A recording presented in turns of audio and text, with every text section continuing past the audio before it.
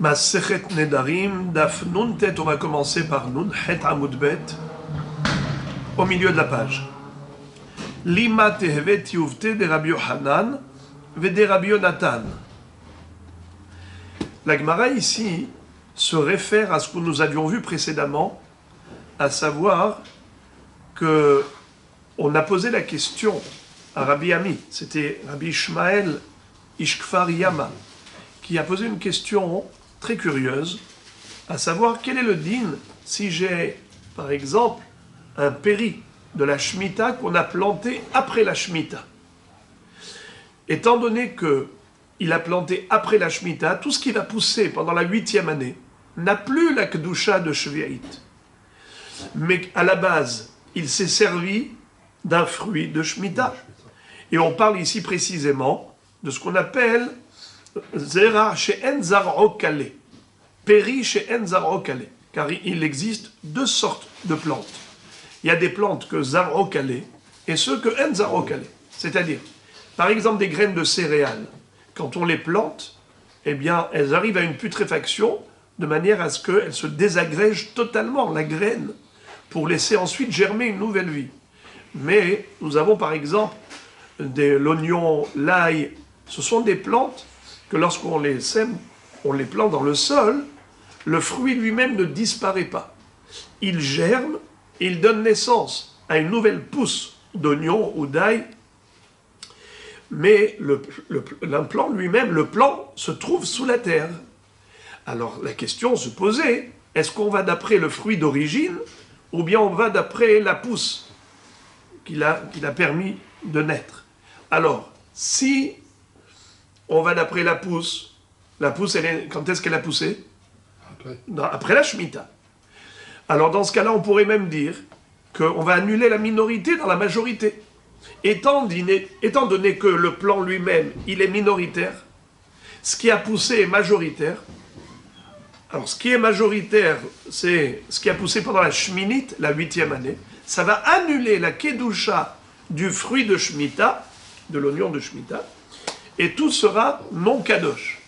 Mais si on va d'après le péri d'origine, à savoir le plant, lui, puisqu'il était kadosh, tout ce qui va pousser à partir de là aura exactement la même nature, sera kadosh, bikdushat shevi'it, même si ça a poussé pendant la 8e année. Car à l'origine, à la base, qu'est-ce que nous avons comme péri? Un péri de Shemitah. Alors, en effet, après toute la longue recherche, la Gemara est arrivée à la conclusion qu'on va d'après les Gidoulim et non pas d'après le Ikar. On avait trouvé une braïta où Rabbi Shimon ben El-Hazar disait « Im Israël hashud ala shevi'it, le motzae shevi'it mutar » c'est-à-dire que si ce juif, malheureusement, n'est pas pratiquant, il ne respecte pas les lois de la Shemitah, il a planté, il a semé motzae shevi'it, après la Shemitah, des fruits de Shemitah, et parfois même après le Zman de Birour, où ces fruits sont même carrément interdits à la consommation. Tout de même, ce qui va pousser de cette plante qui va pousser, elle est permise. Motar, comment ça se fait? Pourtant, on parle ici de hassiyot. C'est comme l'oignon, c'est comme l'ail. C'est-à-dire que en zar'o kaleh. Alors comment ça se fait que c'est motar? De là, nous avons une preuve tranchante que, en effet, les guidoulin ma'alin et ta'ikar, c'est-à-dire que ce qui a poussé, qui est majoritaire, annule la minorité, même si elle est à la base. C'est ce qui a permis, c'est l'origine de tout. Mais malgré tout, son caractère sacré a disparu. Donc il n'y a plus de Issour. La Gemara pose la question, elle dit Lima tehvet yuvte de Rabbi Yohanan de Rabbi Yonatan. A priori, à partir de là, de cette baraïta, où Rabbi Shimon ben El-Hazar nous dit clairement que les guidoulines annulent le Ikar. Alors comment Rabbi Yohanan et Rabbi Yonatan, qui sont des Amoraïm, peuvent contredire Rabbi Shimon ben El-Hazar qui est un Tana? À savoir que Rabbi Yohanan a parlé de Orla, Rabbi Yonatan a parlé de Kil et Akerem. Qu'est-ce que ça veut dire? Rabbi Yochanan avait dit que si quelqu'un prenait par exemple une branche de fruits de Orla, c'est-à-dire que c'était d'un arbuste qui avait moins de 3 ans d'âge, donc forcément ces fruits étaient interdits, pas seulement à la consommation, mais même au profit. Ce sont des fruits de Orla. Et maintenant il a greffé cette branche où il y avait ces fruits qui venaient de bourgeonner.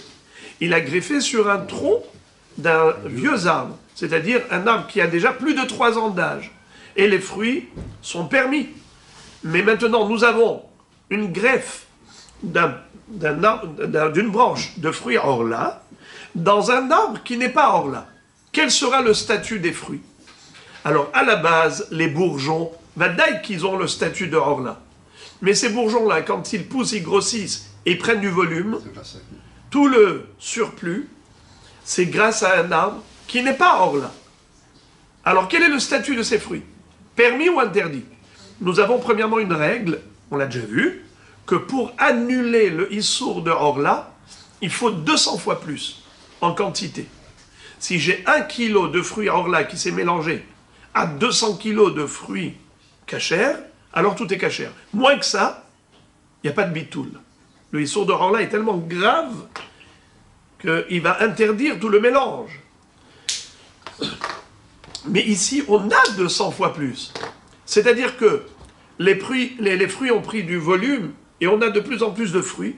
Et finalement, on a beaucoup plus de héter que de issour. On a même de quoi faire bitoul. 200 fois plus. Malgré tout, Rabbi Yochanan dit, il n'y a pas de bitoul. Il n'y a pas d'annulation de la minorité dans la majorité. Pourquoi? Étant donné que ce qui a poussé, c'est grâce aux bourgeons qui étaient interdits. Donc, si on peut ainsi dire, kol hayotze mina tameh tameh. Tout ce qui sort du issour reste assour. C'est ce que te dit Rabbi Yochanan. Mais le problème, c'est qu'il contredit le Tana, Rabbi Shimon ben Elazar, qui a dit à propos de la Shemitah, que le fruit de Shemitah, après la Shemitah, si tu l'as planté, ce qui va pousser à partir de là, n'a plus le caractère de la Shemitah. Ça, c'est pour Rabbi Yochanan. Rabbi Yonatan, il a dit la même chose, mais il ne parlait pas de Orla, il parlait de Kil et Akelem.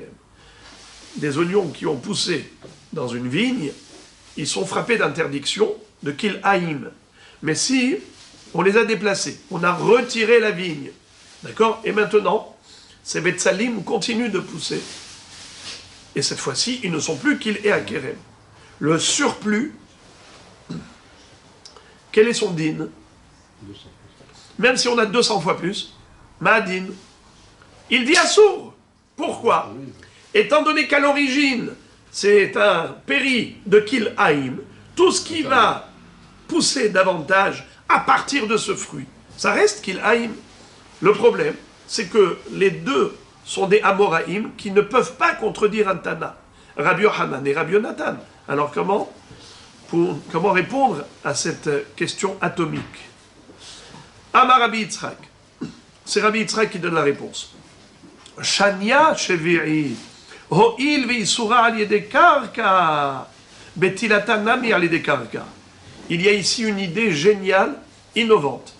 C'est qu'il est en train de dire que le din de la Shemitah est relatif au karka.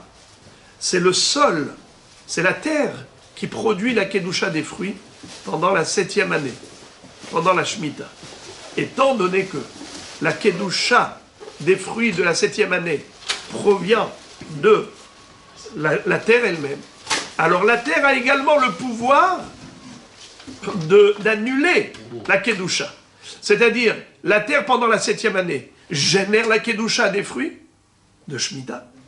La terre pendant la 8e année, elle annule la kedusha des fruits. Ça veut dire que si j'ai pris ce même fruit de Shemitah et je l'ai planté pendant la 8e année, et donc on a eu de la pousse pendant la 8e année, eh bien cette pousse-là, elle a la force d'annuler le Ikar. Les guidoulim de la 8e année sont mevatlim, la kedusha de l'implant, du plan qu'on a mis, comme ici on parlait de Batzal chez le Shemitah, chez Enzaro Kalé, bien que le Ikar est là, le Ikar il perd son caractère de kedusha de Shemitah. Pourquoi? Parce qu'il y a une annulation du Ikar par les Gidulim. Lorsque la Gemara a dit que pour la Shemitah, le fruit de la 7e année, Shemitah, qu'on a planté pendant la 8e année, et ensuite ça a poussé, on a dit que ce qui a poussé, qui n'est pas Kadosh, puisque c'est la 8e année, c'est Mevatel, l'oignon qui est en dessous de la 7e année. C'est-à-dire qu'il n'est plus Kadosh. Même l'oignon qui est en dessous, il n'a plus la Kedusha de Shemitah. Pourquoi? Parce que la Kedusha de Shemitah, elle provient du Karka. Et donc le Karka, comme il peut générer la Kedusha pendant la 7e année, il peut annuler la Kedusha pendant la 8e année. Le Ran ouvre une parenthèse, il pose une question, il dit, mais alors pourquoi Orla et qu'il Haïm, qu'il est Akerem, pourquoi c'est Assour? On devrait dire aussi, c'est qui génère le Issour de Orla? C'est la terre. C'est qui génère le Issour de Kil Haïm? C'est la terre. Alors, on devrait dire aussi que si la terre a fait pousser des Gidulim à partir de cette Orla, à partir de ce Kil Haïm, ça devrait être permis.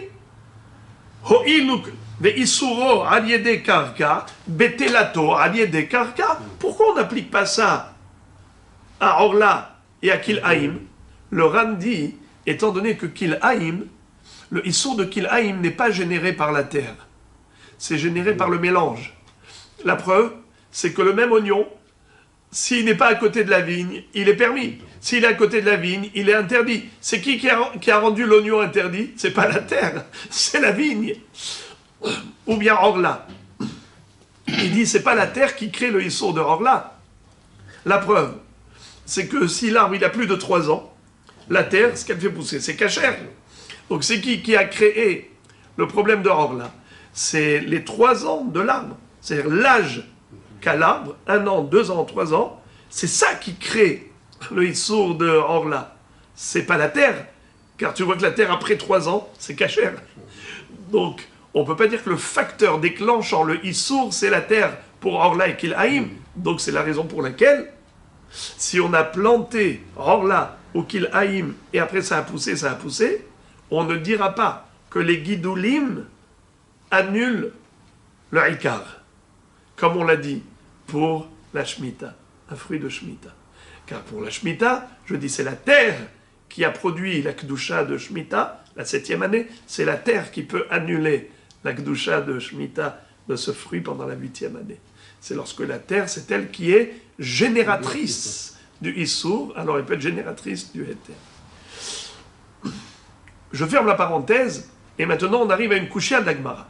La Gemara pose une question, elle dit, si c'est vrai, ce principe, que lorsque la terre, c'est elle qui génère le Issour, alors elle génère aussi le Héter, par le bitoul des Gidulim, chez Gidulim et Vatlim et Ta'ikar, si c'est ainsi, alors explique-moi la baraïta suivante.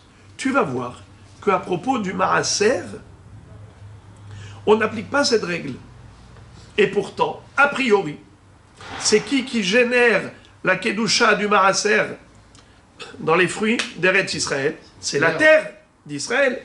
Et pourtant, tu vas voir que les Gidulim n'annulent pas les plants. Les plants, le Ikar qui se trouve sous terre, n'est pas annulé par la pousse. Si on a du Maaser qui a été planté, on va voir que ce ne sera pas annulé par les Gidulim. Et pourtant, c'est qui génère la Kedusha du Maaser? C'est la terre. Alors comment ça se fait que les Gidulim n'annulent pas le Ikar? Ça va être la Kushia. Mais pour comprendre cette question dans le texte, il faut comprendre quelques notions. Regardez. Ve'are Maaser, d'Isuro, allié des Karka, ve'en betelato, allié des Karka. Le Maaser pourtant, son Issour, il provient du sol, ve'en betelato, allié des Karka, et pourtant le sol ne peut pas l'annuler. Le caractère de Maaser. D'Etania, comme il est écrit dans la Braïta, Litra Maaser Tevel. Litra Maaser Tevel. Si on a un litre, je vais remplacer le mot litre par kilo. Si j'ai 1 kilo de Maaser Tevel, qu'est-ce que ça veut dire Maaser Tevel? En général, Tevel c'est Tevel, Maaser c'est Maaser. Comment on peut avoir Maaser Tevel? Il s'agit du Maaser Rishon qu'on a donné au Lévi. Normalement, le Israël doit donner Teruma au Kohen. Ensuite, Maaser au Lévi. La Teruma, c'est 2% qu'on donne au Kohen. Et ensuite, on doit donner 10% de ce qui reste au Lévi. Le Lévi, est-ce qu'il peut manger directement ce Maaser? Non. Lui-même, le Lévi, doit prélever de ce Maaser, lui-même, encore un Maaser. Maaser mina Maaser. Par exemple, le Israël, je prends ça de manière grossière, le Israël, il avait 100 kilos. Il a prélevé 10 kilos. Il a donné au Lévi. Le Lévi, il a reçu 10 kilos. Il doit prélever 1 kilo et le donner au Kohen. C'est le Maaser du Maaser qu'il a reçu. Ça s'appelle d'ailleurs Terumat Maaser. Comme le Israël doit donner la Teruma au Kohen, même le Lévi doit donner sa Terumat Maaser au Kohen. Tant qu'il ne l'a pas prélevé, les fruits du Maaser qu'il a reçus, c'est assourd, c'est du Tevel pour lui. C'est ça ce qu'on appelle Maaser Tevel. Maintenant imaginons un Lévi, il a planté le Maaser Tevel. Il a planté. Combien il y avait? On a dit 1 kilo de Maaser Tevel. Chez Zera'a, Bakarka, Vishbiha. Il a planté et ça a poussé. Maintenant on a 10 kilos. De 1 kilo, maintenant il a 10 kilos d'oignons. On va dire comme ça par exemple. Chayevet b'maaser. Chayevet b'maaser. Il doit prélever le maaser pour donner au Kohen. De quoi il faut donner? De tout? Eh bien le Ran nous surprend et nous dit non. Ce qui a poussé, c'est sûr que c'est pas Hayav, c'est pas Tevel. Ce qui a poussé, pourquoi? J'ai oublié le Ikar. On parle, nous dit le Ran, on parle de quelqu'un qui se trouvait juste la veille de la Shemitah. Alors, il avait 1 kilo de fruits de la 6e année, Hayav de Maaser. Il les a plantés juste avant la Shemitah. Et ça pousse pendant la Shemitah. On a une règle. Pendant la Shemitah, on n'a pas besoin de prélever le Maaser. Ni Teruma, ni Maaser. Pourquoi? Car les fruits, ils sont hefker, ils sont abandonnés. Il n'y a pas de mitzvah de prélever la Teruma et le Maaser des fruits abandonnés. Puisque les fruits de la Shemitah sont hefker, il n'y a aucun Maaser à prélever. Alors maintenant, c'est quoi la question? J'ai ici des fruits qui sont Maaser Rishon, mais ils sont Tevel. Il les a plantés, il faut encore prélever. Mais ce qui va pousser pendant la Shemitah. Alors, maintenant, quand il va cueillir, qu'est-ce qu'il va faire ce monsieur? C'est écrit Hayev et B'Maaser. Il doit prélever le Maaser. Le Ran nous dit de quoi il doit prélever le Maaser. Pas de ce qui a poussé pendant la Shemitah, mais du kilo d'oignons qu'il avait mis sous la terre pendant la 6e année, avant la 7e année. Ça reste Hayav. Le Chiyuv n'a pas disparu. On ne dit pas que les Guidoulim ont annulé le Ikar.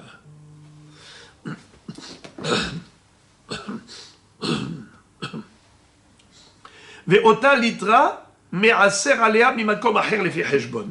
Ve'ota litra, et ce fameux kilo, me'aser alea mimakom acher lefi cheshbon. C'est-à-dire, normalement, il aurait dû tout cueillir.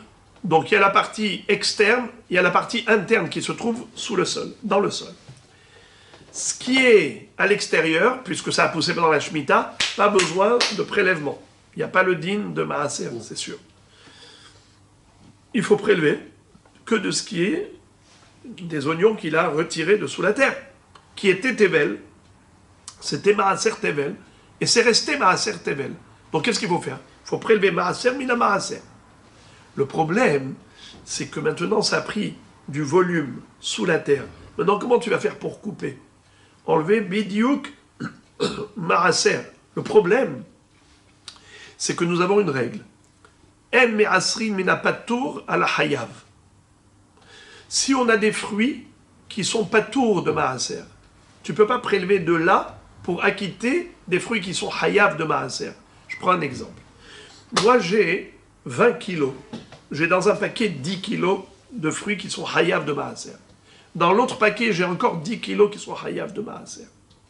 Je peux prélever, au lieu de faire 1 kilo d'ici et 1 kilo de là, je peux prendre 2 kilos d'un sac et j'acquitte les 2 sacs. Puisque en tout j'ai 20 kilos, ça revient au même. Je n'ai pas besoin de prendre 1 kilo de chaque sac. Je prends 2 kilos du sac d'à côté, tout va bien. Mais à condition que les 2 sacs contiennent des fruits qui sont hayav de maaser, qui sont tevel. Mais si j'ai par exemple un sac où on a déjà prélevé, ça y est, c'est plus tevel. D'accord? Alors je ne peux pas prélever une deuxième fois d'ici pour acquitter l'autre, c'est pas possible. Alors ici, comme on a dit, il y a une partie qui a poussé pendant la Shemitah, pas besoin de maaser, pas tour. Il y a la partie qui a poussé avant la Shemitah, hayav. Je ne peux pas prélever de ce qui a poussé pendant la Shemitah pour acquitter ce qui a poussé avant la Shemitah. Car ça s'appelle Me'aser mina patour à la hayav. Alors qu'est-ce qu'il faut faire? Une astuce que nous donne la Braïta, merveilleux. Me'aser aleha mimakom aher lefi heshbon. C'est la dernière ligne de Nunchet Amud Bet. Me'aser aleha mimakom aher lefi heshbon. C'est-à-dire, comme on a dit justement dans l'exemple que j'ai donné, 2 sacs. Alors, j'ai dans une corbeille les fruits qui étaient sous la terre. Ceux-là, on a dit, ils sont restés hayav, ça s'appelle maaser tevel.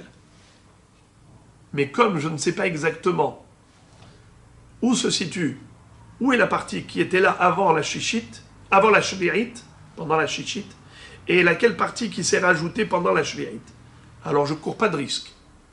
Parce que peut-être que je vais couper et je vais prélever une partie qui a poussé pendant la Shemitah, qui n'est pas hayav de maaser, et je vais croire que ça s'appelle maaser, alors que ça ne l'est pas, et ça ne va pas acquitter le reste. Alors il faut être intelligent. On a dit combien il y avait sous la terre? 1 kilo. Litre. Toi maintenant, ce qu'il faut faire comme ça. Imaginons que tu avais un autre sac de 10 kilos. Tu avais un sac de 10 kilos. Combien il fallait prendre de ce sac de 10 kilos? Il fallait prélever 1/10. D'accord? Le Lévi, il avait un sac de maaser rishon, il y avait dedans 10 kilos. Il aurait dû prendre de là-bas 1/10, c'est-à-dire 1 kilo, et donner au Kohen. Alors il va prendre 1 kilo 100. 100 grammes. Pourquoi? 100 grammes de plus pour acquitter le kilo qui était sous la terre. Il y avait 1 kilo sous terre. Cela, c'était maaser tevel. Il est sûr qu'il y avait 1 kilo. Donc combien il doit donner? 100 grammes au Kohen. Eh bien, il les donnera de mimakom aher, des autres fruits, qui sont vadai hayav. Les fi heshbon, c'est-à-dire au prorata, en fonction de combien il y avait sous la terre. 1 litra, eh bien, tu vas donner, comme on a dit, 1/10 d'une litra. Si c'est 1 kilo, 100 grammes. Fin de citation de la Braïta. Et là, surgit la question bombardesque. Comment tu me dis que les fruits qui étaient là, plantés avant la Shemitah, qui étaient maaser tevel, ils restent maaser tevel. Il faut absolument prélever de par ailleurs, prélever pour les acquitter. Mais normalement, puisque ce maaser tevel, il a donné naissance à une nouvelle pousse, qui a poussé pendant la Shemitah, et on a dit que tout ce qui a poussé pendant la Shemitah est patour de maaser, alors le tout doit être patour de maaser. Même ce qui est sous la terre devrait être annulé, c'est-à-dire que le caractère sacré de ces fruits, le caractère tevel des fruits qu'il y avait sous terre, devrait disparaître. Pourquoi? Car les guidoulim, qui sont majoritaires, devraient annuler la minorité qui est dans le sol. Or, le sol, on a dit que quand c'est le sol qui est générateur de la Kedusha, qui est générateur du Issour, eh bien il est aussi générateur du Bitoul. Il cause le Bitoul des guidoulim qui ont grandi par la terre pour annuler ce qu'il y a dans la terre. Comme tu as dit pour la Shemitah, il faudrait l'appliquer au Maaser, si c'était vrai ce principe. Car a priori, c'est qui génère le Issour de Tevel de Maaser? C'est la terre. La Gemara répond très joliment. Premier mot de Daf Nun Tet. Amré, ils ont dit les Hachamim, Maaser, digunhu de kagarimle. Détrompe-toi. Tu crois que c'est la terre qui génère le issour du Maaser, la kedusha des fruits? Pas du tout. Ce n'est pas la terre qui génère la kedusha des fruits, c'est-à-dire le din de Maaser. Le din de Maaser ne provient pas de la terre. Preuve. C'est qu'avant le digoun, c'est quoi digoun? C'est les travaux agricoles. Une fois qu'on a élaboré et qu'on a préparé tous les fruits, on les a moissonnés, on les a ramassés, on les a entassés, on a pris la truelle pour faire miroua hakeri, pour aplanir les tas de blé, ainsi de suite. Après ça, il faut les engranger, les faire entrer par la porte de la maison. Une fois que tu as fait tout ça, maintenant tu es hayab de maaser. Avant, tu n'es pas hayab de maaser. Tu as le droit de manger avant le miroua hakeri, avant le digoun. C'est écrit maaser deganecha tiroshecha vitzarecha. Deganecha digunecha. C'est quoi le digoun? C'est les travaux agricoles. Tant que tu n'as pas terminé les travaux agricoles, tu n'as pas le hiyuv de maaser. Tu peux même manger sans maaser. C'est que les hachamim qui ont dit qu'on mange que achilat aray, mais pas achilat keva. Mais minatora, tu peux même manger achilat keva, tant que tu n'as pas terminé le miroir hakeri. Il n'est pas encore hayab de maaser du tout. Et pourtant, c'est la terre qui a fait pousser. Donc tu vois que la terre, elle n'a pas déclenché le hiyuv de maaser. C'est quoi qui a déclenché le hiyuv de maaser? C'est le digoun, c'est le miroir hakeri, quand il a entassé, qu'il a passé dessus la truelle pour aplanir. Alors, il faut faire entrer au travers de la porte de la maison. D'ailleurs, s'il fait rentrer par la fenêtre, il n'y a pas de hiyuv. Ce qui veut dire que c'est sûr que ce n'est pas la terre qui a généré le issour du maaser. Voilà pourquoi la terre ne peut pas annuler non plus. En faisant pousser les guidoulim, elle ne peut pas annuler le ikar. Comme on avait dit avant, Ho'il, les Isuro alliés des karka, Betelato alliés des karka. Ça, on l'a dit que pour la Shemitah, parce qu'en effet, au niveau des fruits de la Shemitah, c'est la terre qui génère la Kedusha. Shabbat haaretz, Shabbat Lachem. Tandis que pour le Maaser, c'est sûr que c'est pas la terre. La preuve, c'est que c'est sorti de la terre et on peut encore manger, on n'est pas hayab de prélever le Maaser. Ce n'est qu'après le miroir hakeri, après le digoun. Très très belle réponse. La Gemara continue de nous citer une objection. Mativ Rami Bar Hama. Rami Bar Hama pose une kushia, et cette fois-ci c'est à partir de notre Mishnah. Kunam perota elu alay. Kunam hem alpi. Kunam hem lepi. Assur behilufehen ou begidulehen. Dans notre Mishnah, on avait appris que quelqu'un qui s'est interdit des fruits beneder, il a dit kunam. Kunam c'est le lachon du neder, comme korban. Perota elu, il a désigné les fruits en disant ces fruits-là me seront interdits. Alay, ou kunamhem alpi, ou lepi, c'est-à-dire seront interdits à ma bouche. Je ne pourrai pas en manger. Asur behilufehen ou begidulehen. Il n'aura pas le droit non seulement de manger ces fruits, mais il ne pourra pas non plus manger la contrepartie. Par exemple, s'il a échangé ses fruits contre de la viande, par exemple, ou il a fait du troc, eh bien le hilufim est aussi interdit. Ou bien guidoulehem, s'il a semé ses fruits, il les a plantés, tout ce qui va pousser est interdit. Mais par contre, s'il n'a pas dit kudam perot elu, il a dit shani ochel ve shani toem, mutar behilufehen ou begidoulehem, bedavar shezaro kale. Aval bedavar she'en zaro kale, afilu gidoule gidoulin asuri. La Mishnah a conclu en disant, dans ce cas-là, il n'aura pas le droit de manger ses fruits. Dans le cas où il n'a pas dit perot elu, il n'aura pas le droit de manger les fruits, mais il aura le droit de manger le hilufim ou les guidoulim. C'est-à-dire que s'ils ont été plantés, semés, il a le droit de manger ce qui poussera à partir de ces fruits. Mais attention, c'est seulement si ce sont des fruits, comme les céréales, que quand on les sème, ils arrivent à une putréfaction jusqu'à se désagréger totalement. Mais si on parle, par exemple, des oignons ou de l'ail, des fruits comme ça qui ne disparaissent pas, ce sont des produits qui restent entiers sous la terre, qui font germer une nouvelle pousse. Dans ce cas-là, même s'il n'a pas dit Elou, Perot Elou, les guidoulim sont interdits. Pourquoi? Parce qu'ils ont poussé à partir du Issour. Lui, il a fait un éder de ne pas manger ce fruit. Ce fruit, il est encore là, et c'est le fruit qui fait pousser. Alors tout ce qui sort du fruit, qui est interdit, est interdit.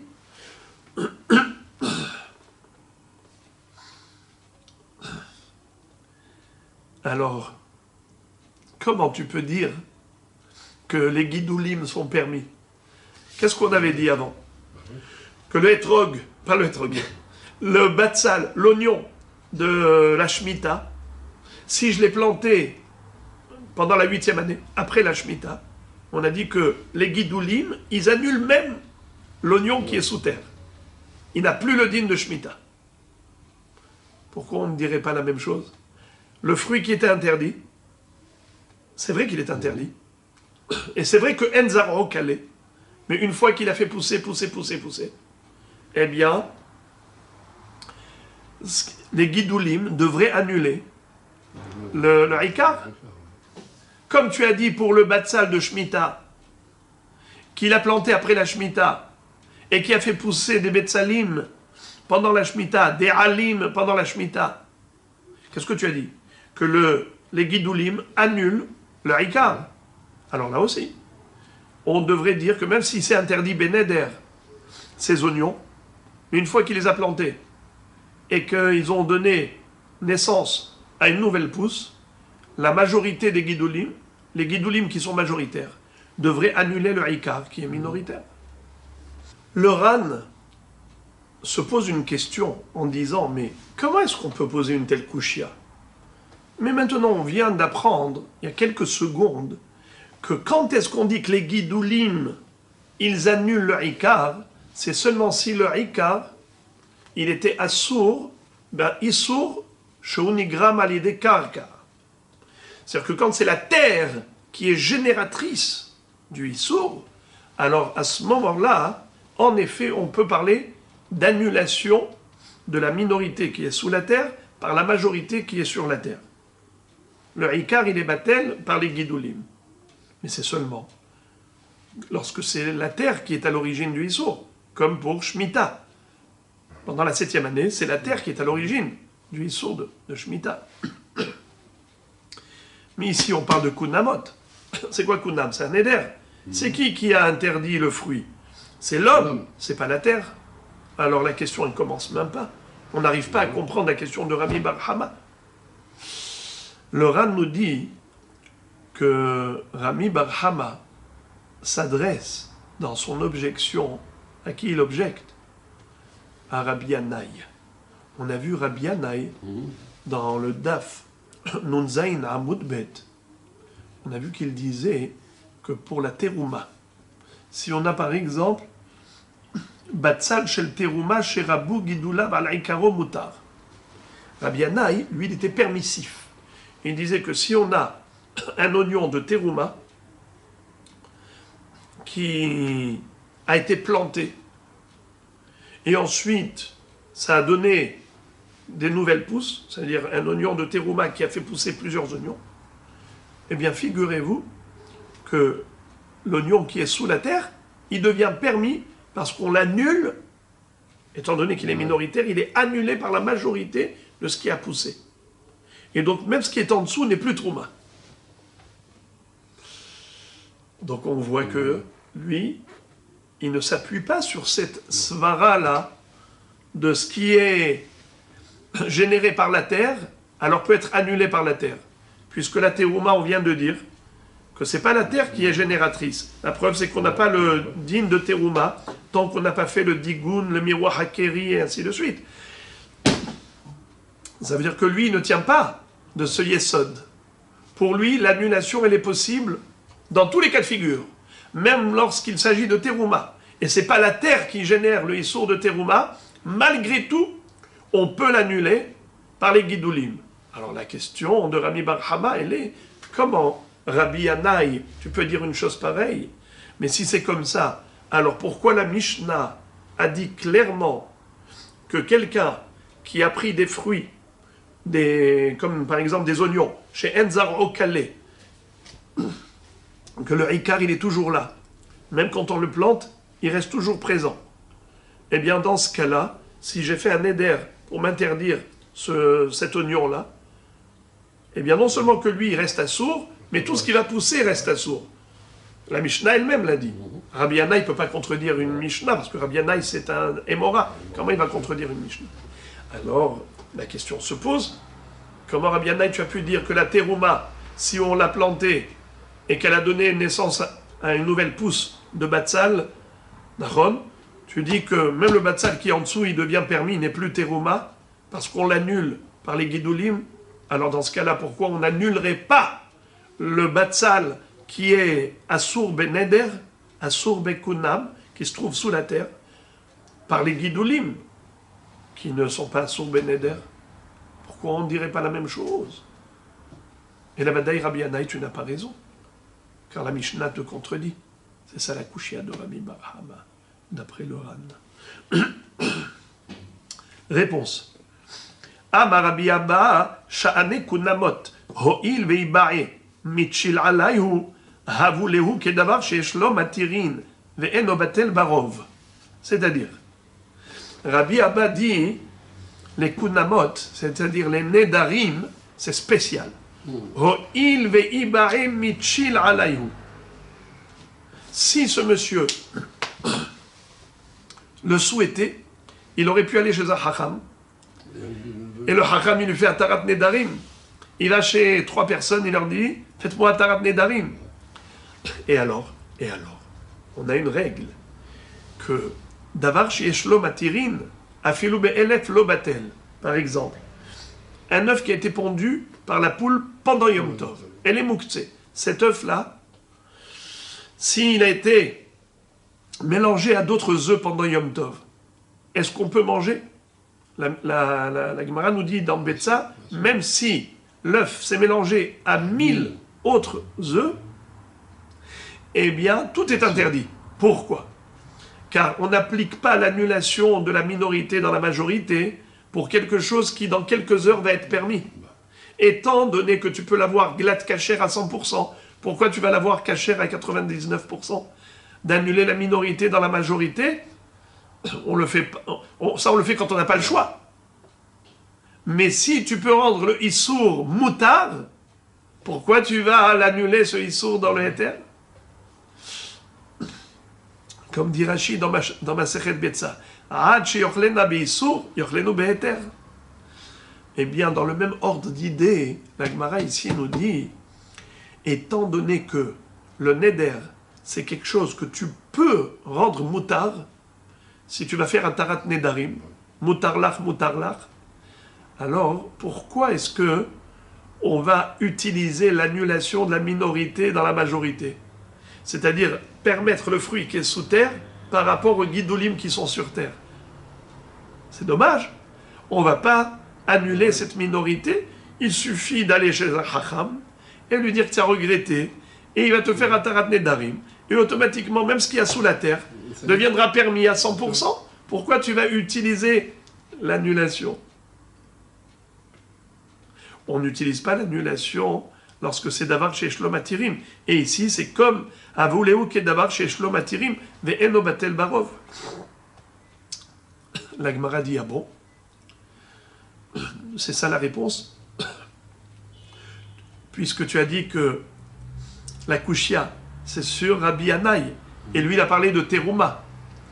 Eh bien, terouma aussi. Rabbi Yannai, il a parlé de terouma, mais même la terouma également, on peut l'annuler rétroactivement. Pourquoi Rabbi Yannai a dit que la terouma qui est sous terre, l'oignon de terouma qui est sous la terre, il est battel par les guidoulim qui sont sur terre, qui ont poussé de ce même oignon? Mais pourquoi tu annules la minorité dans la majorité, mais la terouma aussi? C'est d'avoir chez Shlom Atirin. Je peux aller chez un hacham et lui dire, j'ai regretté d'avoir sélectionné cette partie comme terouma. Je veux refaire.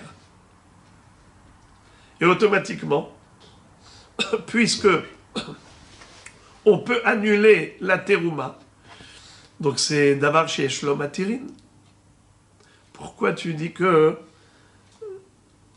Pourquoi tu établis un distinguo entre la terouma et le kunam, l'oignon qui est interdit beneder et l'oignon qui est interdit mishum teruma.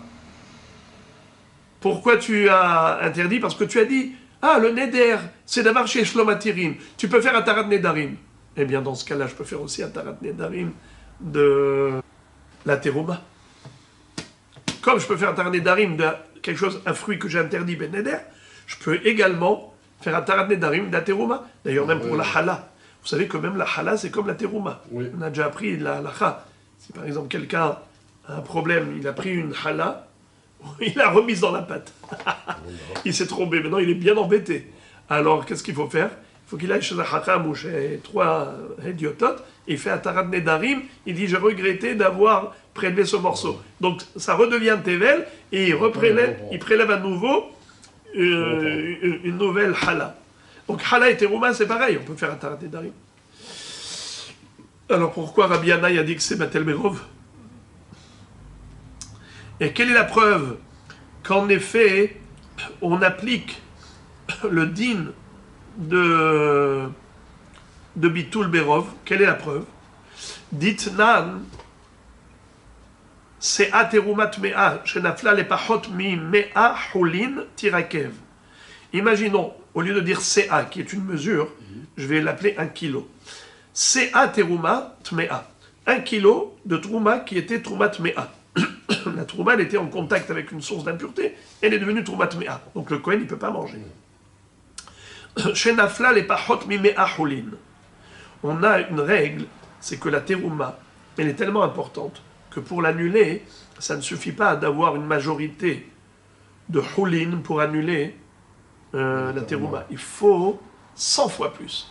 Tu as 1 kilo de terouma, pour pouvoir l'annuler, il faut qu'il y ait 100 kilos de hulin. S'il y a moins que ça, il n'y a pas d'annulation. Alors la règle elle est comme ça. Imaginons que j'ai une CA de Troumat Mea, 1 kilo de Troumat Mea. Chez Nafla, les Pachot Mimea Holin, qui est tombé dans un sac où il y avait moins de 100 kilos de Holin. Tirakev, on laisse tout pourrir. Parce que qu'est-ce que tu peux faire avec? On ne peut rien faire avec. Annuler la terouma, c'est pas possible, il n'y a pas 100 dedans. On n'a pas le droit de rajouter. En mematli ni sur le khatrila. Alors, on ne peut pas faire bitoul. D'autre part, tu ne peux pas vendre à un Kohen parce que, de toute façon, il ne peut pas manger. Alors, on laisse pourrir. La Gemara fait une déduction de cette Mishnah. Halemea, ta'ale. Mais si, Mashmar d'ici, que si ce kilo de terouma était tombé dans un sac où il y avait 100 kilos de hulin, ta'ale, ça veut dire on annule. Ça marche. Et tout est permis. D'accord? Il suffit rien que de prendre 1 kilo et de donner au Kohen, mais sinon tout le reste est permis. Comment ça se fait? Mais tu viens de me dire que la terouma, on peut lui faire un tarat nedarim et revenir sur sa terouma. Et de ce fait, puisqu'on peut faire un tarat nedarim, c'est comme d'avoir chez Shlomatirim. Et si c'est comme d'avoir chez Shlomatirim, lo batel. Alors comment ça se fait que c'est batel? Réponse. Amré, les Hachamim ont répondu, Bitrouma beyad kohen askinan de la matsimit shil'ala. C'est-à-dire, on parle ici d'une terouma qui se trouvait déjà chez le Kohen. Qui est-ce qui peut aller chez le Hacham pour faire un tarat nedarim par rapport à la terouma qu'il a prélevée? C'est le propriétaire des fruits. C'est le Israël. C'est lui qui a prélevé la terouma et il peut regretter ce prélèvement. Mais ici, on parle d'une terouma qui a déjà été donnée au Kohen. Alors, une fois que ça se trouve déjà dans la main du Kohen, et c'est le Kohen, c'est lui qui a eu cet accident. Il avait, on va dire, 100 kilos de hulin. Il avait 1 kilo de terouma. Ce kilo de terouma est tombé dedans. Eh bien lui, il peut rien faire. Comment il va faire un tarat nedarim? Un tarat nedarim, si c'était lui qui avait fait le prélèvement, qui avait dit zetrouma, mais là c'est pas lui, c'est le Israël qui a fait, c'est pas lui. Donc lui il peut pas faire un tarat nedarim. Donc s'il peut pas faire un tarat nedarim, ça ne s'appelle pas d'avoir chez Shlomatirin. Si ça ne s'appelle pas d'avoir chez Shlomatirin, alors c'est batel. Quand est-ce qu'on dit que lo batel, c'est quand on peut faire un tarat nedarim? Et Et donc ça s'appelle Davar chez Shlomatirine. Mais si le Kohen qui a déjà reçu cette terouma, il peut rien faire, donc c'est un Issour implacable. Un Issour implacable, eh bien on revient à la règle. On annule 1 kilo dans 100 kilos, puisqu'il y a 100 kilos, c'est baptême. La Gemara dit, c'est beau, mais c'est faux. Pourquoi? C'est sûr que dans cette Mishnah, on ne parle pas d'un Kohen, du Kohen qui a reçu. On parle forcément du propriétaire qui doit donner. Et donc c'est lui qui a fait Trouma. La preuve, il est écrit. Ima Sifa, lisons la suite de la Mishnah. Ima ita tehora, timacher la Kohen.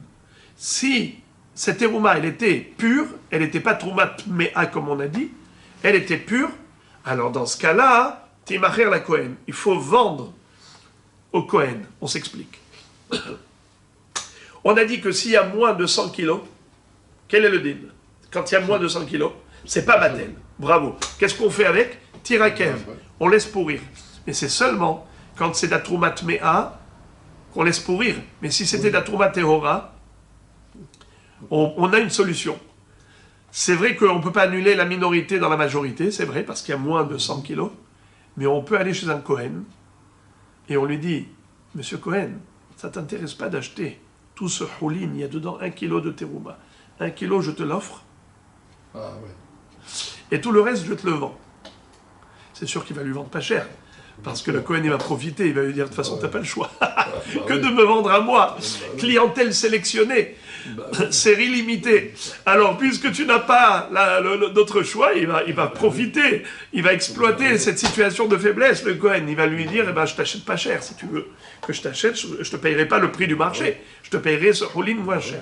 Alors, on va dire par exemple, il y avait déjà 90 kilos. Il y a 1 kilo qui est tombé dedans, puisqu'il n'y a pas 100 kilos, alors c'est pas Mattel. Il va lui vendre les 90 kilos, 1 kilo de terouma, il lui donne gratuit. Ouais. Il lui dit, il y a dedans 1 kilo de terouma, je te le donne. Je suis obligé de toute façon de donner au Kohen. Mais les 90 kilos, je te les vends, et je te les vends pas cher. Bon. Ça c'est, comme c'est écrit, Timacher la Kohen. Quand on dit Timacher la Kohen, ça veut dire que c'était pas entre les mains du Kohen. Ça veut dire que c'était entre les mains du Israël qui vend au Kohen. Ouais. Car si c'était déjà chez le Kohen, il n'a pas besoin de vendre à un Kohen, lui-même il est Kohen. Alors, c'est faux ce que tu as dit, qu'on parle ici d'une terouma qui s'est mélangée dans le houlin, dans la main du Kohen. C'est-à-dire que le Kohen, il avait déjà reçu la terouma. Mais si c'était chez le Kohen qui a eu cet accident, alors dans ce cas-là, pourquoi il dit Timacher la Kohen, il faut le vendre au Kohen. Mais lui-même il est Kohen. Donc c'est sûr qu'on parle du Israël. Ça se trouvait chez le propriétaire. Et donc la question, elle revient à la case départ. Le Israël, il peut faire Atarat Nedarim. Il peut aller chez un Hacham et lui dire, j'ai regretté d'avoir prélevé cette terouma. Et tu vois bien que il pouvait faire Atarat Nedarim. La Mishnah a dit, Batel. Alors tu vois que c'est pas vrai. On ne considère pas ça comme d'avoir chez Shlomatirine.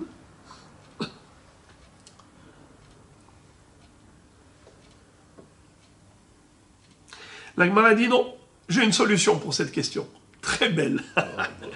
La Gemara dit Ela be Israël shenaflulo mi betavi imo kohen askinan. C'est-à-dire, en fait, Behemet, on parle que c'était chez le Kohen. Donc le Kohen, il ne peut plus faire marche arrière, puisque ce n'est pas lui qui a désigné la terouma, puisque ce n'est pas lui qui a fait la terouma, c'est le Israël. Le Israël, il pouvait faire Atar Nedarim. Mais maintenant que c'est chez le Kohen il ne peut rien faire. Il ne peut pas faire Atar Nedarim avec. Maintenant, ce Kohen est mort. Il avait une fille qui était mariée avec monsieur Israël. Il avait un petit-fils qui était donc Israël. Donc, papy Cohen a un petit-fils Israël. Le papy qui est Cohen, il avait ce mélange. Il avait la terouma qui était mélangée dans ses 90 kilos. S'il était là, eh bien sûr, il aurait tout mangé. Pour lui, c'est pas un problème. La terouma, c'est mélangé dans le houlin. Quel est le problème? C'est la terouma tehora, il mange tout. Mais là, il est mort. Comme il est décédé, et il a laissé ça comme héritage à son petit-fils, mais le petit-fils, qu'est-ce qu'il est? Israël, le fils de sa fille. Sa fille s'est mariée avec un Israël, donc le petit-fils, il est Israël. Le petit-fils, il a hérité de son grand-père 91 kilos. 90 kilos de houlin et 1 kilo de trouma. Qu'est-ce qu'il peut faire avec? il ne peut pas faire Atarat Nedarim. Il ne peut pas. Alors il est obligé de vendre. Il vendra à un Kohen, et il a le droit de tout vendre, d'ailleurs. Ah oui. Pourquoi? Parce qu'il est héritier. Il a reçu cette terouma de son grand-père Cohen.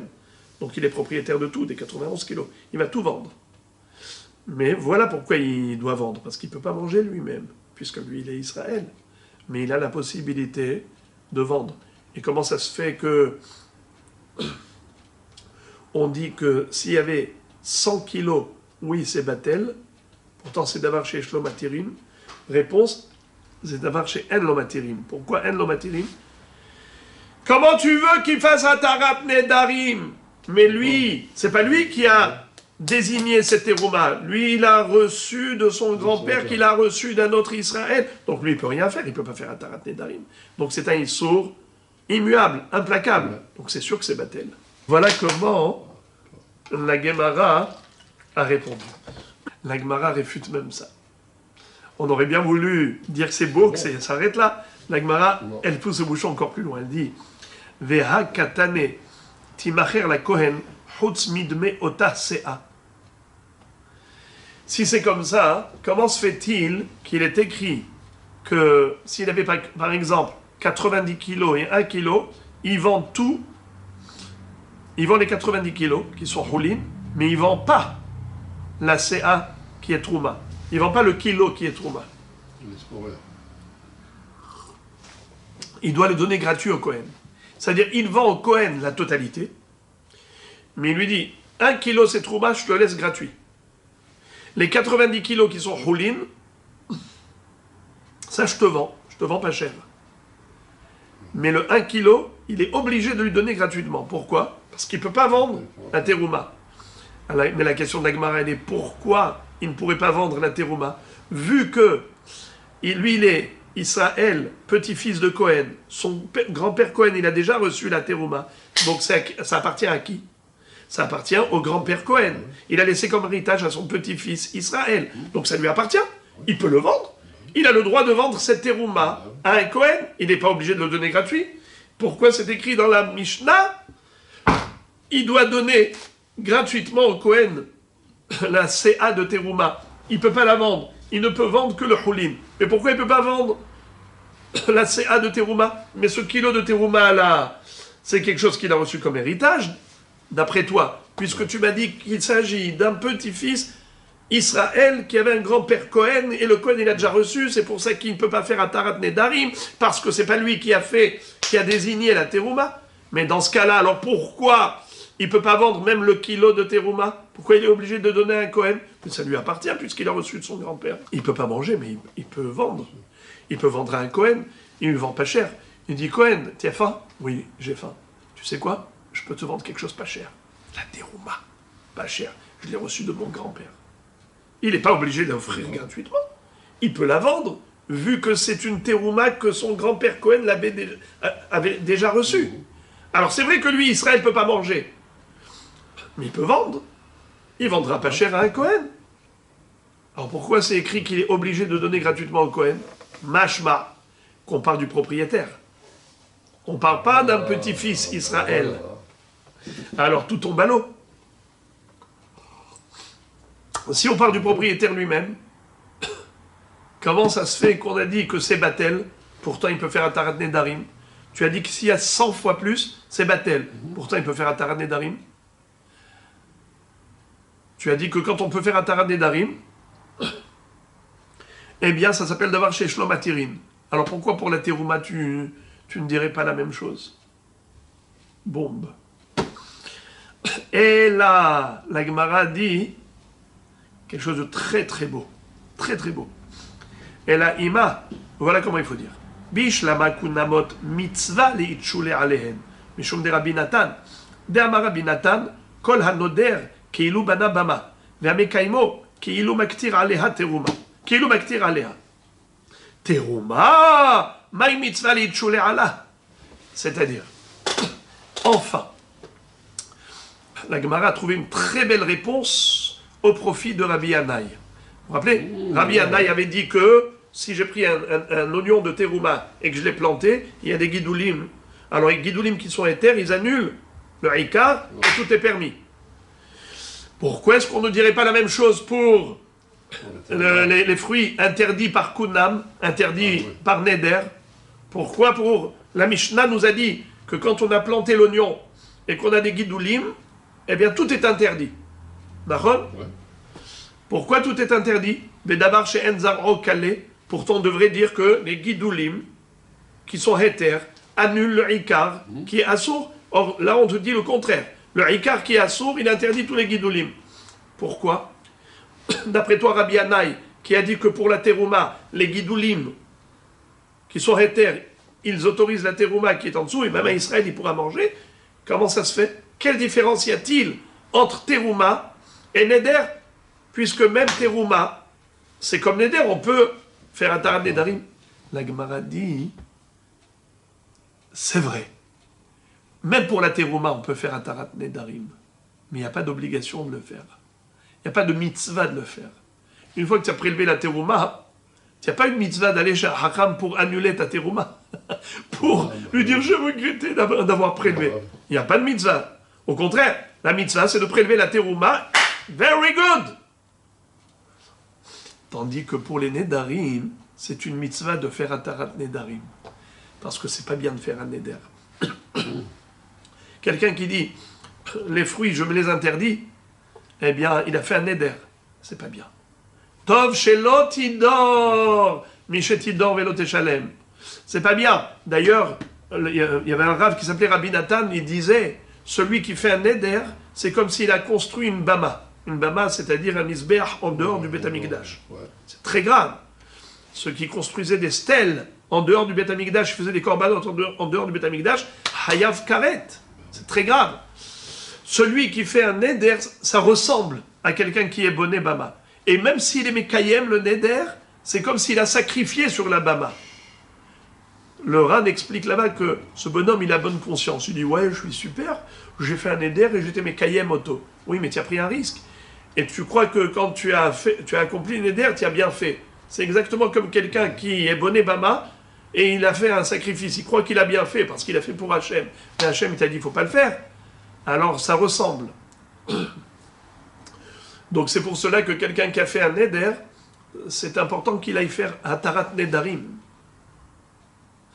Étant donné que c'est important qu'il aille faire Hatarat Nedarim, ça s'appelle Davar Sheeshlo Matirin. Mais Davar Sheeshlo Matirin, lo batel. Tandis que la terouma, il n'y a pas une mitzvah d'aller faire Hatarat Nedarim, il n'y a pas une mitzvah d'aller tchouler. C'est la raison pour laquelle on considère que c'est Davar chez En lo Matirin. Et si c'est Davar chez En lo Matirin, Yesh lo bitul. Lorsque le kilo de terouma était mélangé à 100 kilos de choulin, c'est batel. Et on ne dit pas que ça s'appelle Davar chez Yesh lo Matirin velo batel. Batel. Voilà donc pour le Hamoud Aleph.